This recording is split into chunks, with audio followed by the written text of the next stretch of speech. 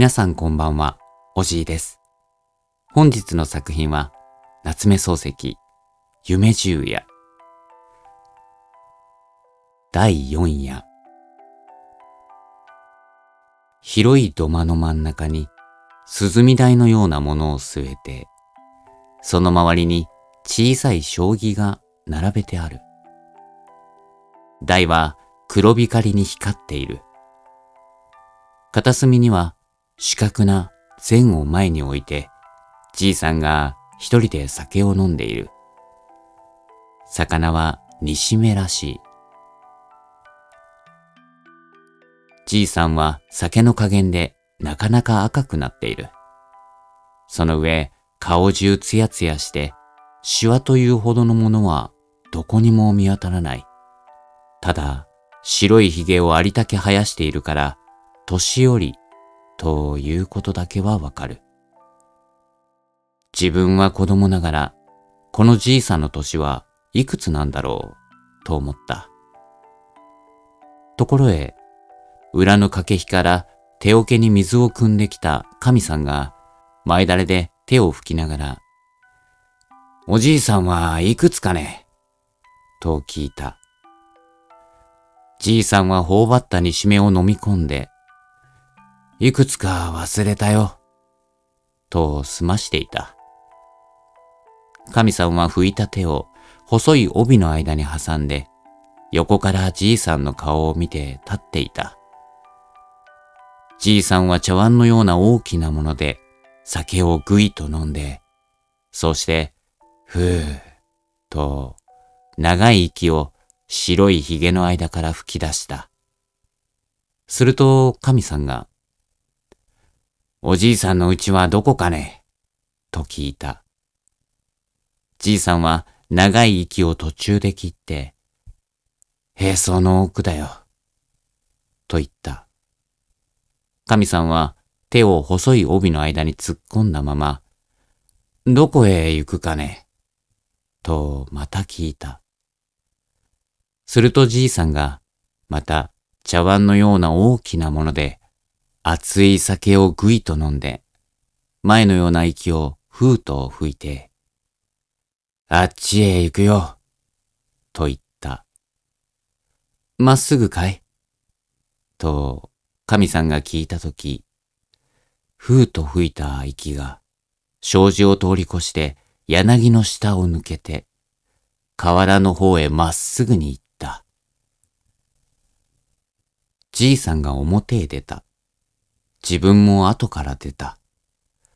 じいさんの腰に小さいひょうたんがぶら下がっている。肩から四角な箱を脇の下へ吊るしている。浅木の桃引きを履いて、浅木の袖なしを着ている。旅だけが黄色い。なんだか革で作った旅のように見えた。じいさんがまっすぐに柳の下まで来た。柳の下に子供が3、4人いた。じいさんは笑いながら腰から浅木の手ぬぐいを出した。それを肝心よりのように細長くよった。そうして地びたの真ん中に置いた。それから手ぬぐいの周りに大きな丸い輪を描いた。しまいに肩にかけた箱の中から真鍮でこしらえた飴屋の笛を出した。今にその手ぬぐいが蛇になるから、見ておろう、見ておろう、と繰り返して言った。子供は一生懸命に手ぬぐいを見ていた。自分も見ていた。見ておろう、見ておろう、いいかと言いながら、じいさんが笛を吹いて、輪の上をぐるぐる回り出した。自分は手ぬぐいばかり見ていた。けれども、手ぬぐいは一向動かなかった。じいさんは笛をピーピー吹いた。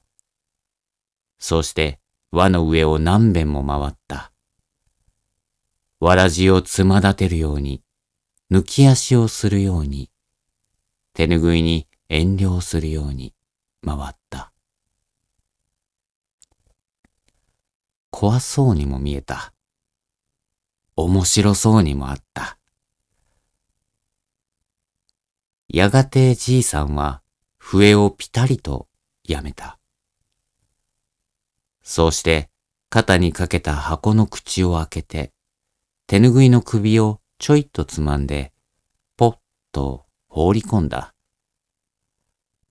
こうしておくと箱の中で蛇になる。今に見せてやる。今に見せてやる。と言いながら、じいさんがまっすぐに歩き出した。柳の下を抜けて、細い道をまっすぐに降りていった。自分は蛇が見たいから、細い道をどこまでもついていった。じいさんは時々、今になる、と言ったり、蛇になる、と言ったりして歩いてゆく。しまいには、今になる、蛇になる、きっとなる、笛が鳴る、と歌いながら、とうとう川の岸へ出た。橋も船もないから、ここで休んで、箱の中の蛇を見せるだろう、と思っていると、じいさんはザブザブ川の中へ入り出した。はじめは膝くらいの深さであったが、だんだん腰から胸の方まで水に浸かって見えなくなる。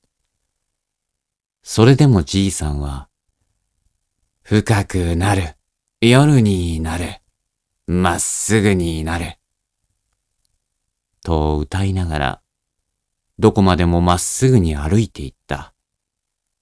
そうして、髭も顔も頭も頭巾もまるで見えなくなってしまった。自分はじいさんが向こう岸へ上がった時に蛇を見せるだろうと思って足の鳴るところに立ってたった一人いつまでも待っていた。けれどもじいさんはとうとう上がってこなかった。